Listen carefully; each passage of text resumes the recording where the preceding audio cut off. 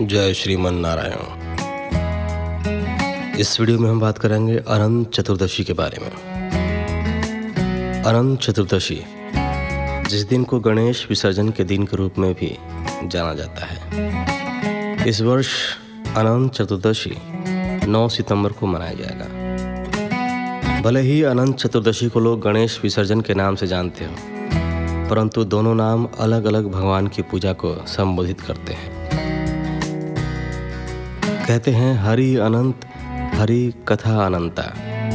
तो आप समझ रहे होंगे कि अनंत नाम से किसे संबोधित करते हैं। अनंत नाम भगवान श्री हरि नारायण को कहते हैं। अतः अनंत चतुर्दशी भगवान विष्णु की पूजा को संबोधित करता है और गणेश विसर्जन भगवान गणेश की विदाई को। जिन लोगों ने गणेश चतुर्थी के दिन अपने घरों या पंडालों में भगवान गणेश की स्थापना की थी, वे गणेश विसर्जन के दिन उस मूर्ति को बहते पानी में विसर्जित करते हैं।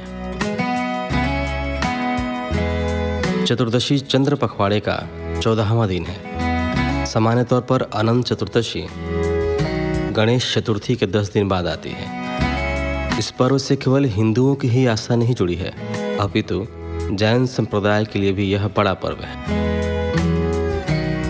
जिस प्रकार 10 दिनों तक हिंदू गणेश भगवान की पूजा करते हैं, ठीक उसी प्रकार जैन संप्रदाय के लोग भी इन 10 दिनों को पर्व पर्युषण के रूप में मनाते हैं, जिसे 10 लक्षण पर्व भी कहते हैं।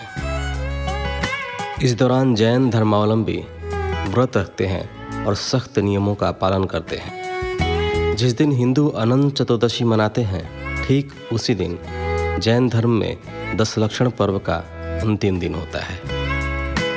हिंदू धर्म के लोग इस दिन भगवान विष्णु के अनंत स्वरूप की पूजा करते हैं। यूपी बिहार जैसे राज्यों में इस पूजा को करने का अलग ही तरीका होता है। पूजा करने के लिए भगवान के आगे एक कटोरे में पंचामृत रखा जाता है, जिसे क्षीर सागर का द्योतक माना जाता है। इसके बाद सिंदूर, केसर और हल्दी में डुबोकर 14 गांठों वाला धागा तैयार किया जाता है।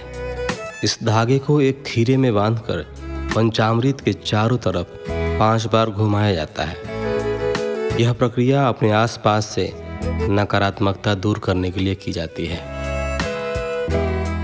पूजा संपन्न होने के बाद इस धागे को आदमी अपने बाएं हाथ में तथा महिलाएं अपने दाहिने हाथ में बांध लें। इसी के साथ पूजा के समय भगवान को पुआ और पूरी जैसे पकवान भी अर्पित किए जाते हैं।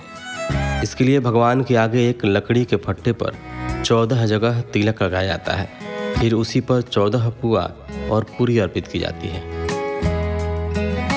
अनंत संसार महासमुद्रे मगरम संभ्युद्धर वासुदेव अनंत रूपे विनियोजयस्व प्रानंत सूत्राय नमो नमस्ते।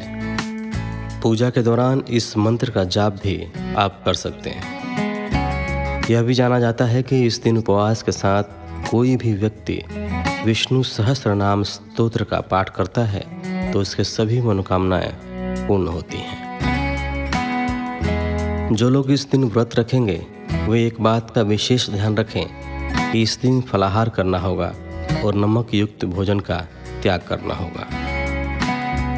चतुर्थी तिथि का प्रारंभ 8 सितंबर को शाम 4:30 बजे से ही हो जाएगा और चतुर्दशी तिथि 9 सितंबर दोपहर 1:30 बजे समाप्त होगी।